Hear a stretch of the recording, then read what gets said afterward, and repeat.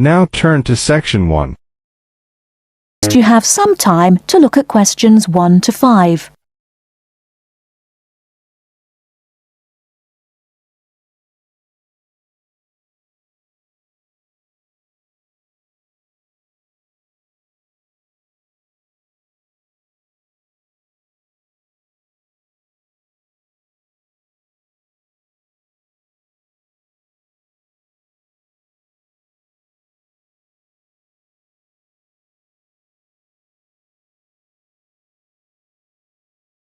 Listen and complete the notes about 2 people who work at ESCO Engineering. Now listen carefully and answer questions 1 to 5. Oh, hi, Maggie, it's Greg. Hi, Greg. I'm phoning to check some information about some of the staff. I'm putting all the staff data into new files, and I noticed that I don't have files for 2 people. I think you might have them. Oh, really? What are their names? Peter Austin and Jane Moore. Let me have a look. Yes, I've got them here. Shall I send them to you? No, you don't need to. Just give me the information now. I can write it on some new files. I don't really need the photos if you've got photos there. OK. Well, Peter Austin first. Now, is that Austin with an I or Austin with an E? It's Austin, and his address is 110 Argyle Street, Tunbridge Wells, Kent, TN3 5RQ. 110? Uh-huh. And his phone number? It's 07984 645 792. OK. And how old is he? He's 47. 47. And what about his marital status? He's married. There's a note here that he has 3 children, 2 boys and a girl. OK. And finally, when did he join the company? He started with ESCO in August 2003. Thanks, Maggie. Before you hear the rest of the conversation, you have some time to look at questions 6 to 10.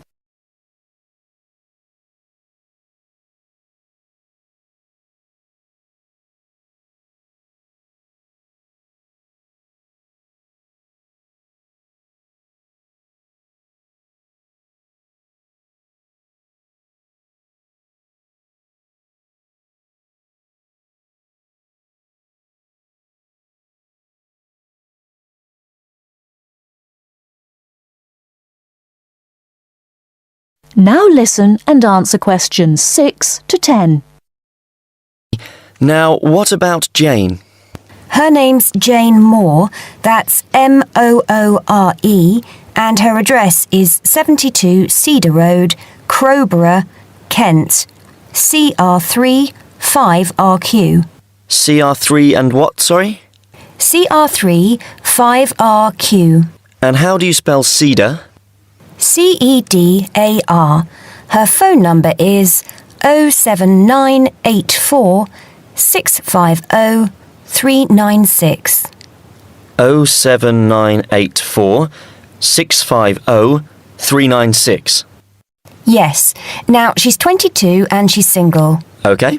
And she started with ESCO in 2005, February 2005. Right, thanks, Maggie. That's very helpful. Goodbye now. Goodbye. That is the end of part 1. You now have half a minute to check your answers.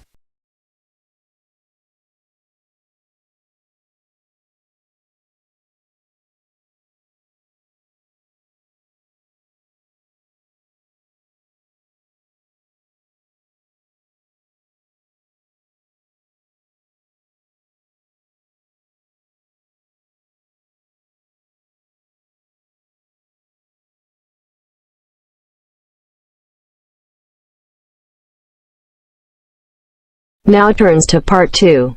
Part 2. You will hear a tour guide giving a talk about a relaxation centre. First, you'll have some time to look at questions 11 to 14.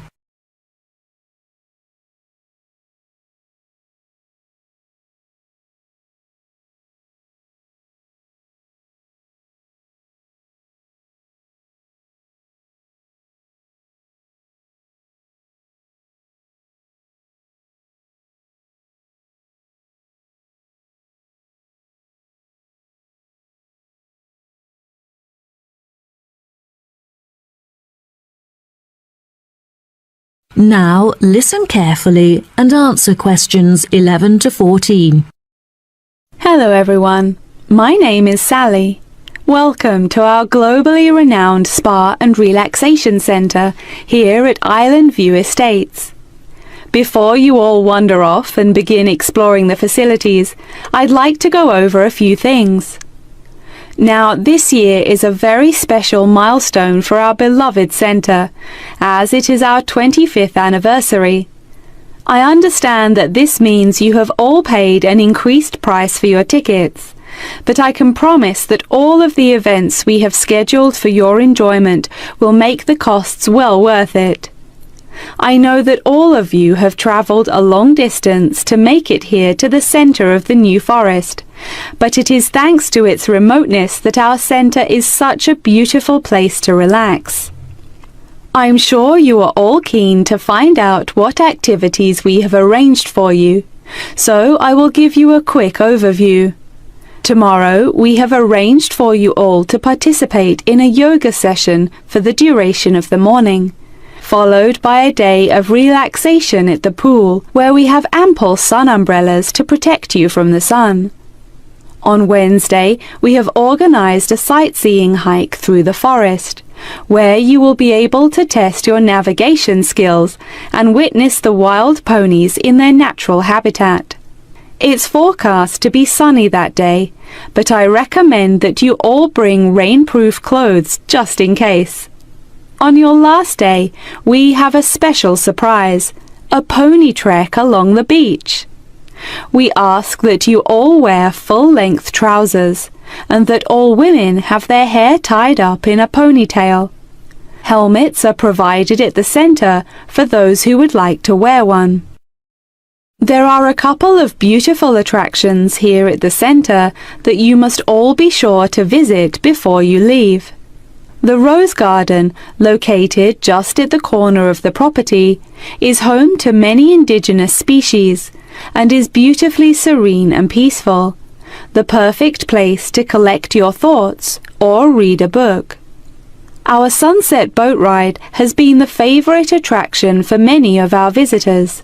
Simply hop aboard and relax whilst we sail you out into the open sea to witness one of the most beautiful spectacles that nature has to offer.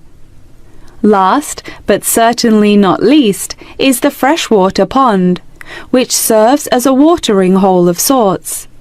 Some of you may even be lucky enough to spot our resident kingfishers, who are members of a very rare and endangered species. Once you have all unpacked and settled into your rooms, we will be taking you out to the neighbouring island for a bonfire and barbecue dinner. The island is very small, and the bicycle trails make it very easy to explore all of its beautiful corners. As the island is entirely separate from the mainland, it has never been inhabited by wildlife, so you can all roam freely and safely. We have some bonding exercises for you all to take part in around the bonfire, where you can potentially make new friends and discover a lot about yourself. Before you hear the rest of the talk, you'll have some time to look at questions 15 to 20.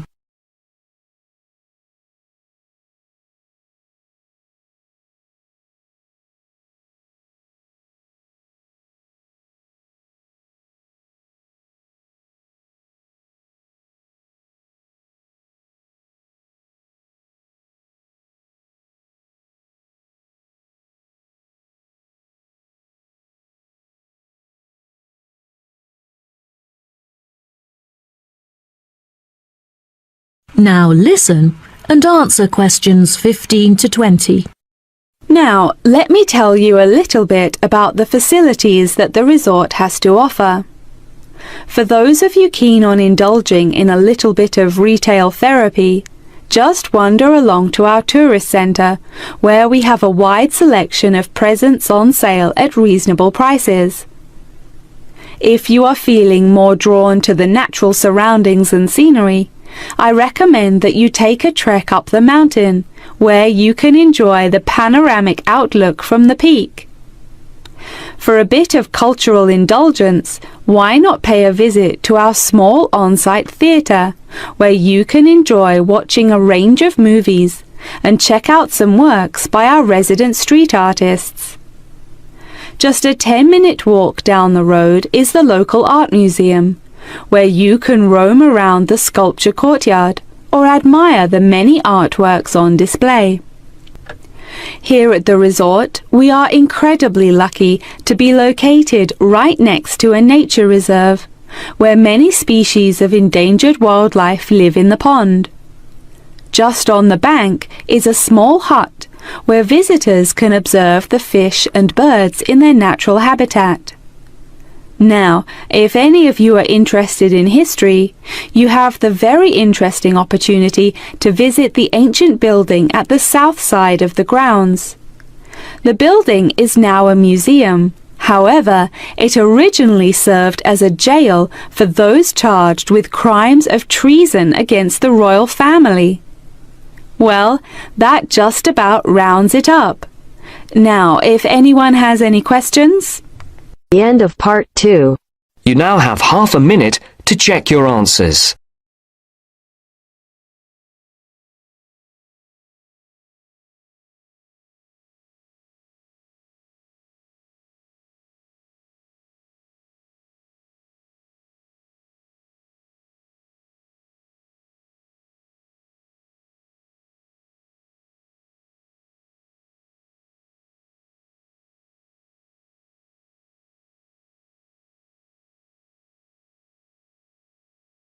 Now turns to part 3. Part 3. You will hear somebody talking to a group of students about a university language center. First, you have some time to look at questions 21 to 24.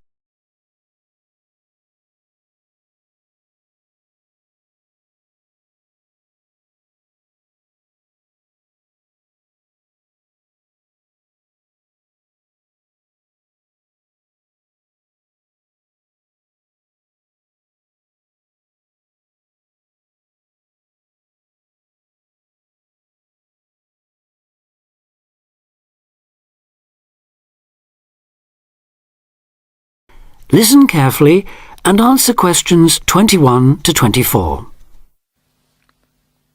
Hi, I'm Katie Shaw and I work at the University Language Centre. Your tutor tells me you might be interested in using the centre, so I'm here at the college to explain a bit about it and, of course, to answer your questions. Where exactly is the centre?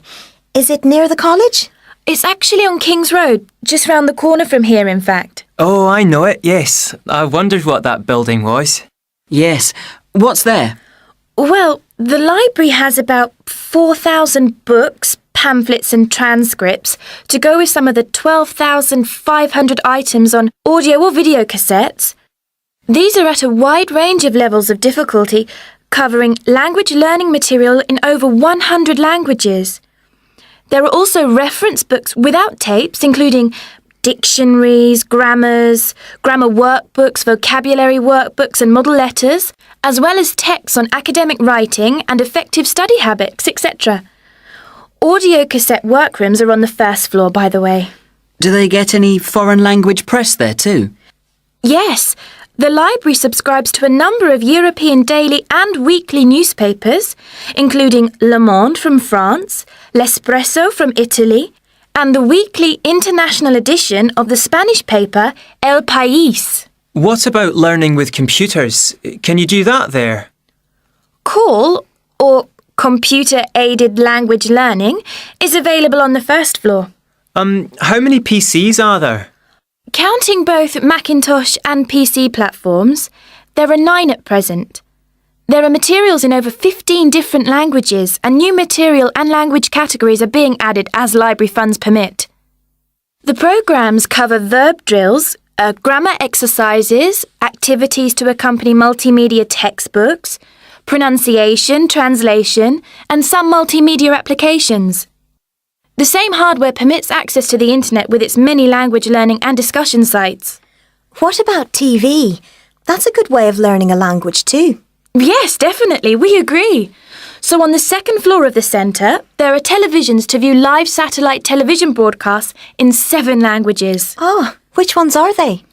Currently, we've got Arabic, French, German, Italian, Portuguese, Spanish and Russian. Turkish broadcasting can be viewed live on request. The centre records the news in French, German, Arabic, Italian, Japanese, Spanish and Russian. And English too. Before you hear the rest of the talk, you have some time to look at questions 25 to 30.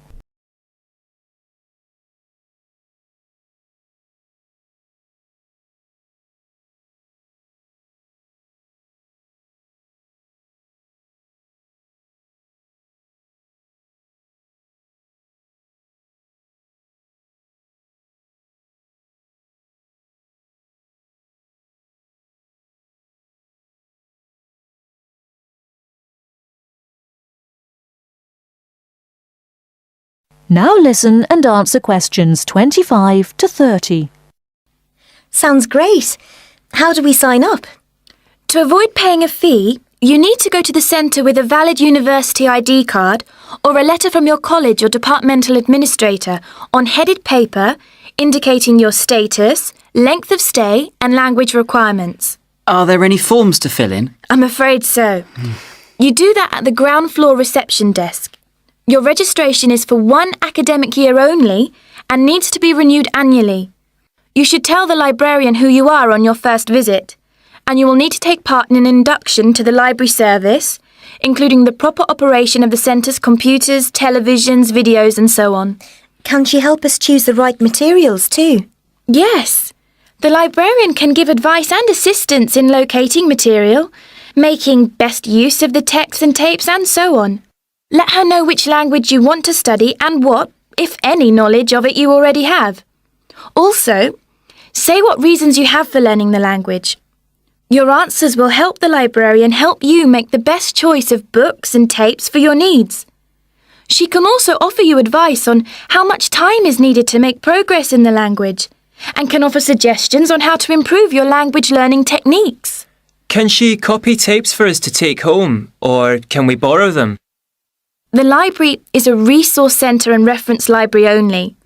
You can do as much self-study listening and reading work there as you want, but it's not possible to take home materials, that's to say, books or cassettes. And copyright law doesn't permit the library or its staff to make copies of cassettes for use by students outside the centre. All material must be used on the premises, I'm afraid. This ensures the materials are always available for students working on their own and not out on loan for long periods, which could harm users' progress. So, if we can't take books home, is it okay to photocopy them? The library staff will handle any photocopying, though international copyright law prohibits users from copying more than 5% of any one title in the academic year. You place a photocopy order with the librarian or an assistant, and orders will be processed between 1 and 2 o'clock or after 5:30. How much does it cost? 10 pence per page. Payment is by photocopy card, which you can buy from the information desk on the ground floor. That is the end of part 3. You now have half a minute to check your answers.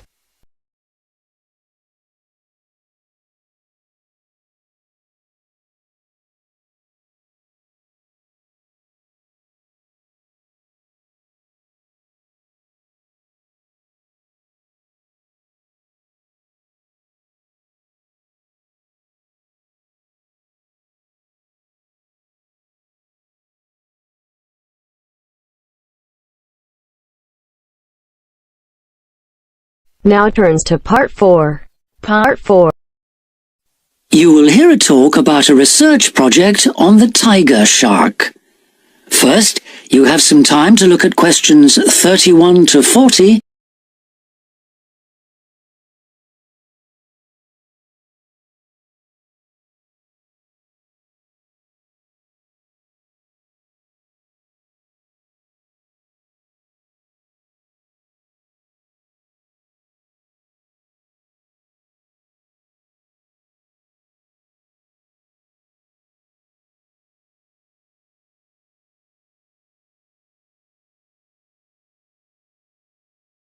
Now listen carefully and answer questions 31 to 40. Good morning, everyone. Today I'm going to talk about the research project I've been involved in on the tiger shark. First of all, some background information. The tiger shark, also known as the leopard shark, is often thought to have got its name from its aggressive nature.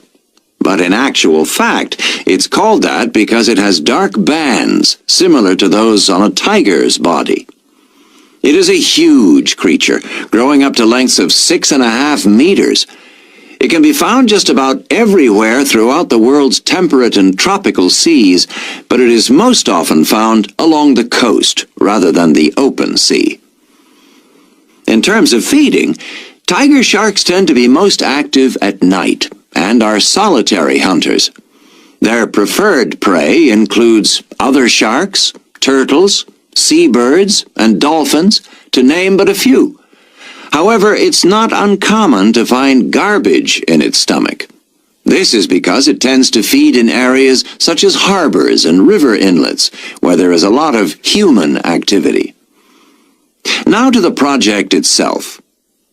We are particularly interested in some studies that have been done in the Rain Island area. Observations here have shown that there is a large population of tiger sharks present in the summer during the turtle nesting season. However, during the winter months the sharks disappear. So we decided to do some of our own research there.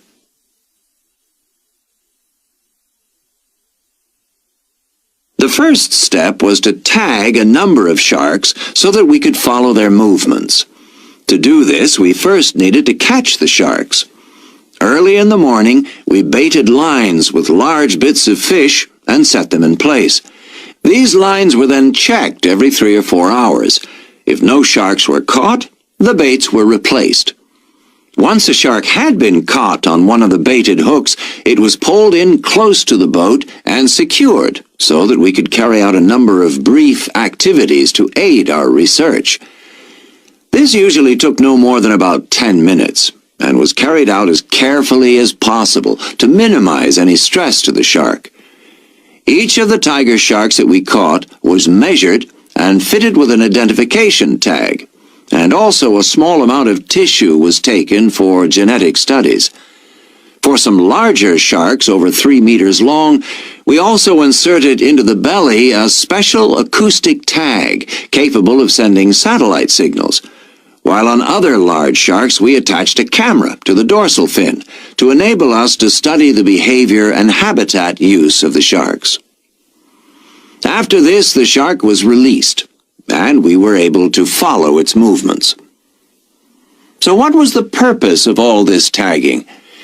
Well, while we were already familiar with some aspects of the tiger shark's behavior and food sources, what we hoped to do in this project was to see exactly what factors affected the migration patterns of tiger sharks and whether it was in fact food, weather, and reproductive needs.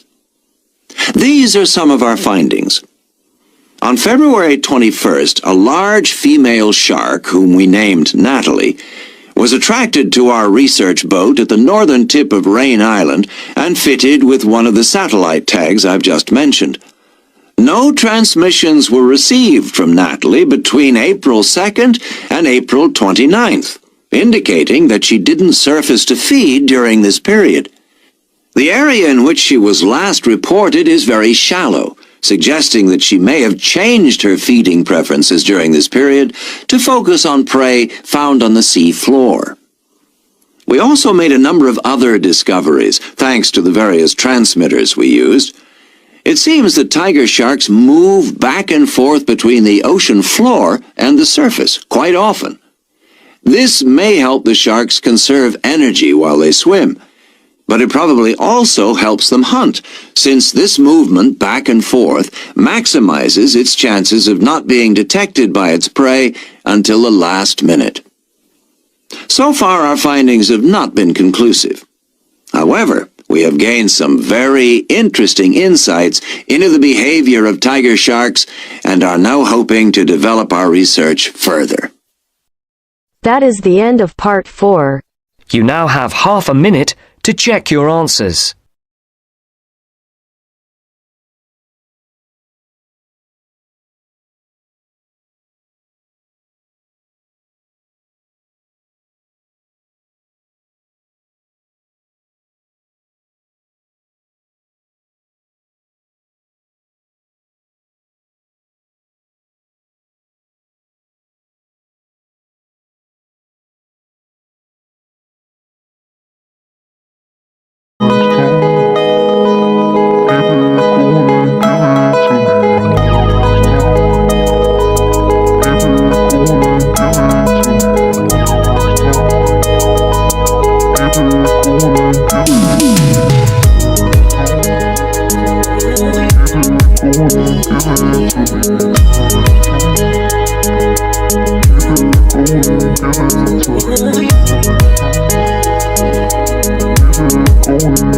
Give it to me.